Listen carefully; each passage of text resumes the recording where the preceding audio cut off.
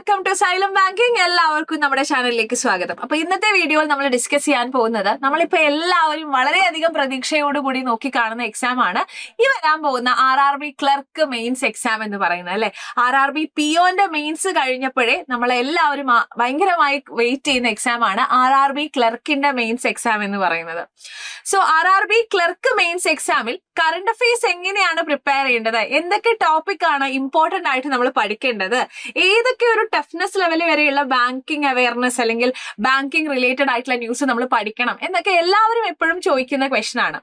So അതുകൊണ്ട് തന്നെ ഇനിയുള്ള ദിവസം നമ്മൾ എന്തൊക്കെ കാര്യങ്ങളാണ് സ്ട്രെസ് ചെയ്ത് പഠിക്കേണ്ടത്. ഇതുവരെ നിങ്ങൾ നല്ല രീതിയിൽ പഠിച്ചു വന്നിട്ടുണ്ടായിരിക്കും.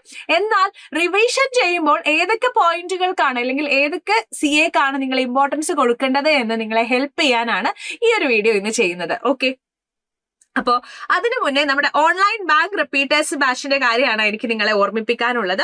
450+ hours ഓഫ് ലൈവ് ക്ലാസ്സും 2 to 3 days ക്ലാസ്സും 6 day വീക്ക്ലി ക്ലാസ്സും അടങ്ങുന്നതാണ് നമ്മുടെ ഓൺലൈൻ റിപ്പീറ്റേഴ്സ് ബാച്ച് എന്ന് പറയുന്നത്. അതായത് നിങ്ങൾക്ക് പ്രിലിംസ് ക്വാളിഫൈ ചെയ്യാൻ പറ്റുന്നുണ്ട്, എന്നാൽ മെയിൻസ് എക്സാം വരുമ്പോൾ എന്തോ ഒരു പ്രശ്നമുണ്ട്, അല്ലെങ്കിൽ നിങ്ങൾക്ക് ഇനിയും പ്രാക്ടീസ് ആവശ്യമാണ് എന്ന് നിങ്ങൾക്ക് തോന്നുകയാണെങ്കിൽ അങ്ങനെയുള്ള ആസ്പിറൻസിന് ജോയിൻ ചെയ്യാൻ പറ്റിയുള്ള ബാച്ചാണ് നമ്മുടെ ബാങ്ക് റിപ്പീറ്റേഴ്സ് ബാച്ച് എന്ന് പറയുന്നത്. സോ അത് കൂടാതെ തന്നെ നിങ്ങൾക്ക് ഇന്റൻസീവ് ആയിട്ടുള്ള പ്രാക്ടീസ് സെഷൻ, DPP ഇതൊക്കെ നമ്മുടെ ബാച്ചിൽ അവൈലബിൾ ആണ്. അത് കൂടാതെ ഇപ്പൊ നിങ്ങൾ ബിഗിനർ ആണ്, നിങ്ങൾക്ക് ഡിഗ്രി ഇപ്പൊ കഴിഞ്ഞിട്ടേ ഉള്ളൂ, നിങ്ങൾ ഇതിനു മുന്നേ ഒരു ബാങ്ക് കോച്ചിങ്ങും ചെയ്തിട്ടില്ല, അങ്ങനെ ഒരു ആസ്പിരന്റ് ആണ് നിങ്ങളെങ്കിൽ ഇപ്പോൾ സ്റ്റാർട്ട് ചെയ്തിട്ടുള്ള നമ്മുടെ ബാങ്ക് റെഗുലർ ബാച്ചിലും നിങ്ങൾക്ക് അഡ്മിഷൻ എടുക്കാവുന്നതാണ്. സോ എന്തെങ്കിലും ഡൗട്ട് ഉണ്ടെങ്കിൽ ഈ ഒരു നമ്പറിലേക്ക് വിളിച്ച് ചോദിക്കാവുന്നതാണ്. 5499 ആണ് നമ്മുടെ ബാച്ച് ഫീ എന്ന് പറയുന്നത്. 1 year വാലിഡിറ്റി ഉണ്ട്.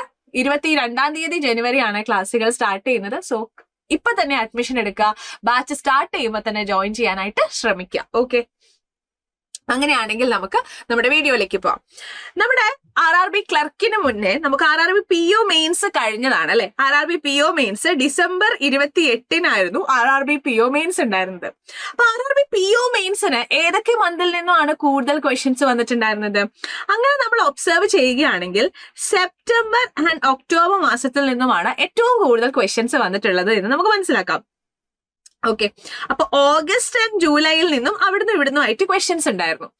ഇനി ഡിസംബർ മാസം കഴിഞ്ഞ് നവംബറിനെയും ഡിസംബറിനെയും ഓൾമോസ്റ്റ് നെഗ്ലക്ട് ചെയ്ത രീതിയിലായിരുന്നു RRB PO മെയിൻസിന്റെ ക്വസ്റ്റ്യൻസ് എന്ന് പറയുന്നത്. പക്ഷെ കഴിഞ്ഞ വർഷത്തെ RRB ക്ലർക്കിന്റെ പരീക്ഷയാണെങ്കിലും ഈ വർഷത്തെ RRB PO മെയിൻസും ഒക്കെ ഒബ്സർവ് ചെയ്യുമ്പോൾ നമുക്ക് മനസ്സിലാവുന്നത് നമ്മൾ ഏറ്റവും ഇമ്പോർട്ടൻസ് കൊടുക്കേണ്ടത് ഏതൊക്കെ മാസമാണ്. RRB ക്ലർക്ക് എക്സാമിന് നമുക്കൊരു സേഫ് ആയിട്ട് നമുക്ക് ഏതൊക്കെ മാസങ്ങൾ പഠിക്കണമെന്ന് നമുക്ക് നോക്കാം.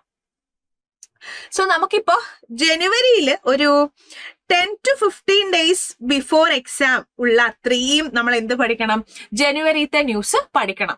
അതായത് ജനുവരി അവസാനത്തോട്ടുള്ള ന്യൂസുകൾ നമുക്ക് ഒഴിവാക്കാം. ഓക്കെ, ജനുവരി ആദ്യത്തെ ഒരു 1-2 ആഴ്ച നമുക്ക് പഠിക്കാം.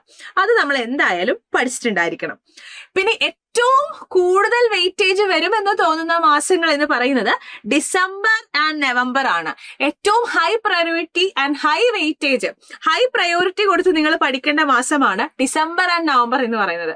ഈ 2 മാസത്തിലും വരുന്ന കംപ്ലീറ്റ് ബാങ്ക് റിലേറ്റഡ് ആയിട്ടുള്ള ന്യൂസുകൾ, നബാർഡിന്റെ ഇനീഷ്യേറ്റീവ്സ്, RBIന്റെ ഇനീഷ്യേറ്റീവ്സ്, ഏതെങ്കിലും ബാങ്കുകൾ പുതിയതായിട്ട് എന്തെങ്കിലും ഇൻട്രൊഡ്യൂസ് ചെയ്തിട്ടുണ്ടെങ്കിൽ, പിന്നെ സ്റ്റാറ്റിക് ആയിട്ടുള്ള കാര്യങ്ങൾ, സ്പോർട്സ് റിലേറ്റഡ് ആയിട്ടുള്ളത്, അല്ലെങ്കിൽ സമിറ്റ്സ് റിലേറ്റഡ് ആയിട്ടുള്ളത്, അവാർഡ്സ്, അങ്ങനെയുള്ള എല്ലാ കാര്യങ്ങളും ഈ ഒരു 2 മാസം ഒരു പോയിന്റും, അതായത് ഇമ്പോർട്ടന്റ് ആയിട്ടുള്ള പോയിന്റുകൾ ഒന്നും സ്കിപ്പ് ചെയ്യാതെ പഠിക്കുക.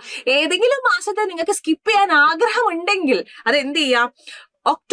ഒക്ടോബർ തൊട്ട് താഴോട്ടുള്ള മാസത്തെ സ്കിപ്പ് ചെയ്യുക. ഓക്കെ, ഒന്നും സ്കിപ്പ് ചെയ്യാതെ പഠിക്കണം എന്നാണ് ഞാൻ പറയുക. പക്ഷെ സ്കിപ്പ് ചെയ്യാൻ നിങ്ങൾക്ക് ആഗ്രഹമുണ്ട്, നിങ്ങൾക്ക് പഠിച്ചിട്ട് എത്തുന്നില്ല എന്നാണെങ്കിൽ ഒരിക്കലും നിങ്ങൾ നവംബറും ഡിസംബറും പോയിന്റ്സ് സ്കിപ്പ് ചെയ്യരുത്. ഒക്ടോബർ തൊട്ട് താഴോട്ടുള്ള മാസങ്ങൾ സ്കിപ്പ് ചെയ്യുക.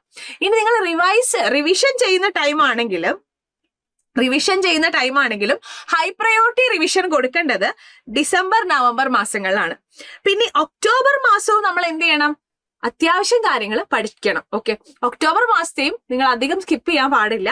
അപ്പോൾ ജനുവരി 10 to 15 days മുന്നേ, എക്സാമിന് തൊട്ട് മുന്നത്തെ 10 to 15 days പഠിക്കണ്ട. അതിന്ന് ബാക്കോട്ടുള്ള ജനുവരി തൊട്ട് നവംബർ, ഡിസംബർ, ഒക്ടോബർ ഇത്രയും മാസങ്ങൾ നല്ല രീതിയിൽ പഠിക്കുക. ഇതിൽ തന്നെ ഏറ്റവും ഹൈ പ്രയോറിറ്റി ഡിസംബർ, നവംബറിനാണ്, പിന്നീട് ഒക്ടോബർ, അങ്ങനെയാണ് വരുന്നത്. ജനുവരിയിലെ അത് 2 ആഴ്ചയും പഠിച്ചിട്ടുണ്ടായിരിക്കണം. ഓക്കെ, ഇത്രയും കാര്യങ്ങൾ ആദ്യം കവർ ചെയ്യാനായിട്ട് ശ്രമിക്കാം. ഓക്കെ, സ്കിപ്പ് ചെയ്യാൻ ഉദ്ദേശിക്കുന്നുണ്ടെങ്കിൽ ഞാൻ പറഞ്ഞ പോലെ ഒക്ടോബർ വരെ അധികം സ്കിപ്പ് ചെയ്യരുത്. അതിന് താഴോട്ട് പിന്നെയും സ്കിപ്പ് ചെയ്താലും നമുക്ക് എഫക്റ്റ് ആവില്ല എന്നാണ് ഓൾമോസ്റ്റ് നമുക്ക് ക്വസ്റ്റ്യന്റെ ഒരു പാറ്റേൺ, ഇതിനു മുന്നേ കഴിഞ്ഞിട്ടുള്ള പാറ്റേൺ ഒക്കെ നോക്കുമ്പോൾ തോന്നുന്നത്. ഓക്കെ, ഇനി നമുക്ക് എക്സാമിന് ഏറ്റവും ഇമ്പോർട്ടന്റ് ആയിട്ടുള്ള, അതായത് എപ്പോഴും ആസ്പിറൻസ് ചോദിക്കുന്ന കാര്യമാണ് ബാങ്കിങ് അവയർനെസ് പഠിക്കണോ എന്നുള്ളത്. പൊതുവെ ഇപ്പൊ സാധാരണയായിട്ട് ബാങ്കിങ് അവയർനെസ്സിൽ നിന്നും അങ്ങനെ ക്വസ്റ്റ്യൻസ് എക്സാമിന് ഉണ്ടാവാറില്ല. എന്നാലും സാധാരണയായിട്ട് നമ്മൾ അറിഞ്ഞിരിക്കേണ്ട RBI മോണിറ്ററി പോളിസി ഇപ്പൊ ഡിസംബറിൽ ഉണ്ടായിരുന്നു അല്ലെ.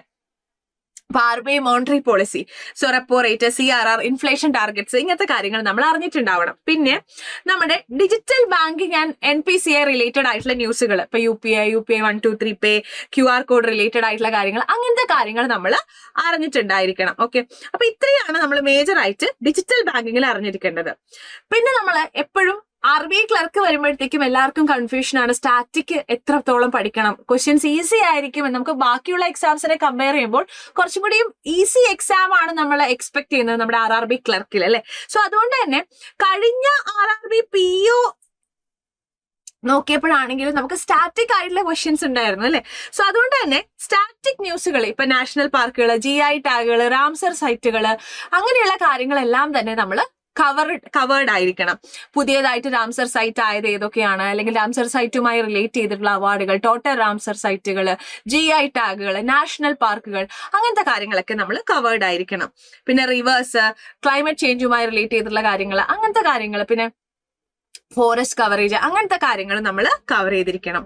പിന്നെ വേൾഡ് ഫാക്ട്സ്, നമ്മുടെ ചുറ്റിലും ഉണ്ടായിട്ടുള്ള, നമ്മുടെ വേൾഡിൽ നടക്കുന്ന വളരെ ഇമ്പോർട്ടന്റ് ആയിട്ടുള്ള കാര്യങ്ങൾക്ക് നിങ്ങൾ ഇമ്പോർട്ടൻസ് കൊടുക്കണം. പിന്നെ ഇമ്പോർട്ടന്റ് ഡേയ്സ്, അപ്പോൾ അത് ഈ നമ്മുടെ ഏറ്റവും ഇമ്പോർട്ടൻസ് കൊടുക്കുന്ന മാസങ്ങളിലെ ഡേയ്സ് ആൻഡ് തീംസ് സ്കിപ്പ് ചെയ്യരുത്. അത് വളരെ ഈസി ക്വസ്റ്റ്യൻ ആണ്, എന്നാൽ നമ്മൾ സ്കിപ്പ് ചെയ്യാൻ നമുക്കൊരു ടെൻഡൻസി ഉള്ളതാണ്. പക്ഷെ അത് സ്കിപ്പ് ചെയ്യാണ്ടിരിക്കുക കേട്ടോ. So next, government schemes. RRBന്റെ എക്സാമിന്, RRB ക്ലർക്ക് എക്സാമിന് ഏറ്റവും ഇമ്പോർട്ടന്റ് ആയിട്ടുള്ളതാണ് ഗവൺമെന്റ് സ്കീംസ് എന്ന് പറയുന്നത് അല്ലെ.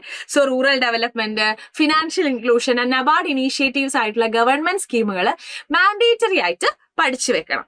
ഓക്കെ, നെക്സ്റ്റ്, സ്റ്റാറ്റിക് ഫാക്ടിൽ തന്നെ ഹയസ്റ്റ് വെയിറ്റേജ് നമ്മൾ പറഞ്ഞു ഗവൺമെന്റ് സ്കീംസ്. എക്സാമ്പിൾ എടുക്കുകയാണെങ്കിൽ പ്രധാനമന്ത്രി ജൻധൻ യോജന, ഫിനാൻഷ്യൽ ഇൻക്ലൂഷൻ ഞാൻ പറഞ്ഞില്ലേ, ഫിനാൻഷ്യൽ ഇൻക്ലൂഷനുമായി ബന്ധപ്പെട്ട ഏറ്റവും ഇമ്പോർട്ടന്റ് സ്കീമാണ് PMJDY. പിന്നെ PMMY, Pradhan Mantri Gram Sadak Yojana, PMGSY, PM Fasal Bima Yojana, പിന്നെ പ്രധാനമന്ത്രി നമ്മുടെ അടൽ പെൻഷൻ യോജന, ജീവൻ ജ്യോതി ബീമ യോജന, സുരക്ഷാ ബീമ യോജന, ഇതെല്ലാം തന്നെ ഫിനാൻഷ്യൽ ഇൻക്ലൂഷനും ആൾക്കാർക്ക് ഇൻഷുറൻസ് പ്രൊവൈഡ് ചെയ്യുന്നതുമായിട്ടുള്ള ഇമ്പോർട്ടന്റ് സ്കീംസ് ആണ്. പിന്നെ നബാർഡിന്റെ ഇനീഷ്യേറ്റീവ്സ് ഉണ്ടെങ്കിൽ, ഇപ്പൊ ഫസൽ ബീമ യോജന എന്താ, ക്രോപ്പുമായി ബന്ധപ്പെട്ടതാണ്. സോ അങ്ങനത്തെയുള്ള സ്കീമുകൾക്ക് നമ്മൾ ഇമ്പോർട്ടൻസ് കൂടുതൽ കൊടുക്കണം. മുദ്ര യോജന, പ്രധാനമന്ത്രി മുദ്ര യോജന, അതാണ് PMMY എന്ന് പറയുന്നത്. അപ്പൊ അങ്ങനത്തെ സ്കീമുകൾക്ക് നമ്മൾ ഇമ്പോർട്ടൻസ് കൂടുതൽ കൊടുക്കണം. പിന്നീടാണ് നമുക്ക് എല്ലാവർക്കും അറിയുന്ന പോലെ തന്നെ റാങ്ക്സ് ആൻഡ് ഇൻഡെക്സ്. റാങ്ക്സും റിപ്പോർട്ടിൽ നിന്നും വളരെയധികം ക്വസ്റ്റ്യൻസ് ചോദിക്കുന്നുണ്ട് എക്സാമിന്. So international monetary fund, world economic forum, UNDP, RBI, ഇതിന്റെ ഒക്കെ കുറെ റിപ്പോർട്ട് വരാറുണ്ട്. വേൾഡ് എക്കണോമിക് ഫോറത്തിന്റെ ഒക്കെ കുറെ അധികം റാങ്ക്സ് ആൻഡ് ഇൻഡെക്സ് വരാറുണ്ട് അല്ലെ. സോ ഇതെല്ലാത്തിലും നിങ്ങൾ ഹൈ പ്രയോറിറ്റി കൊടുത്ത് പഠിക്കേണ്ടതാണ്.